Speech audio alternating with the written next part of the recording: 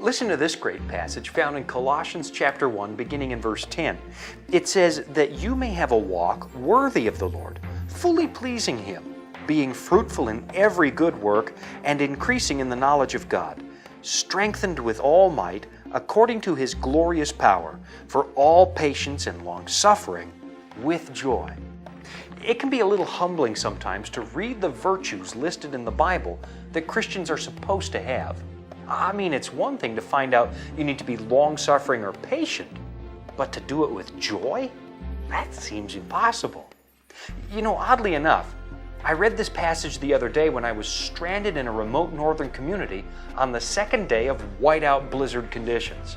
There were no roads in or out, so the only way to travel was by airplane or overland by snowmobile. All the planes were shut down because of high winds, and nobody seemed willing to cross the mountains by snowmobile.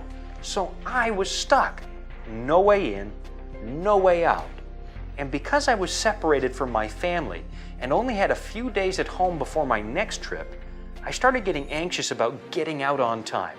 I really wanted to get out of there. And then laying on my bed, waiting for the blizzard to pass, I opened my Bible and read this passage. Patience? Okay, I could probably learn patience. Long-suffering? I knew all about that, and I could grit my teeth and force myself not to complain. But to do it with joy? That just didn't seem possible.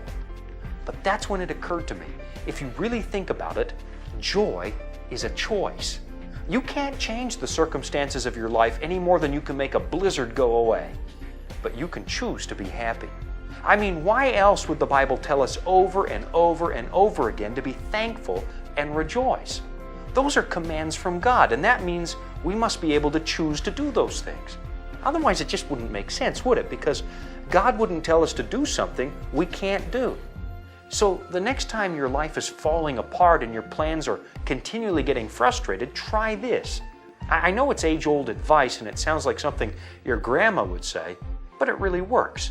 Make a list of what's still going right and make a point of thanking God for it. If your car is broken, thank God that your health is good and you still have 2 legs and enough money for bus fare. If you're broke and your paycheck is still a week away, thank God that you still have a job and you'll be getting paid in a week.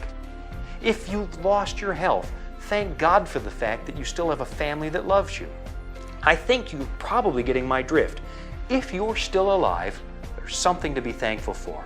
And the Bible says in Psalm 22 verse 3 that God is enthroned in the praises of Israel, which means that He's especially close when we're busy praising Him.